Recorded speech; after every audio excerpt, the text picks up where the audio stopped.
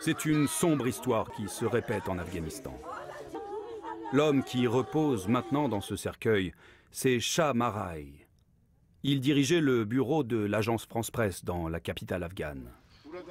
L'histoire qui se répète, car c'est lui que l'on voit ici. Il enterrait en 2014 un de ses collègues tué dans un attentat. Et voici ce qu'il disait de son métier risqué. S'il y a une explosion, nous réfléchissons et nous attendons la deuxième explosion. Et quand nous sortons, nous pensons que quelqu'un pourrait nous tirer dessus. C'est précisément ce qui s'est passé ce lundi. Une première attaque suicide près des bureaux des services de renseignement. Et alors que les secours s'organisent et que les journalistes arrivent pour couvrir 20 minutes plus tard, une deuxième explosion.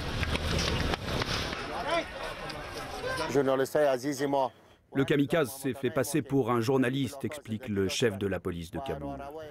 C'est le groupe armé État islamique qui a revendiqué l'attaque.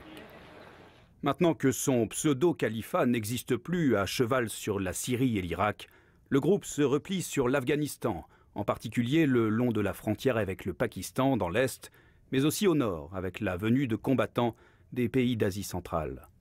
Ils seraient entre 3 et 5 000, et ils n'ont pas le monopole de la terreur.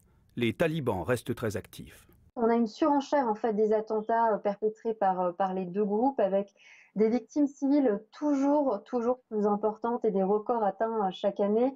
Malgré l'horreur, le photographe Shah Maraï réussissait à capter des couleurs et des regards. Il avait 6 enfants et il avait peur.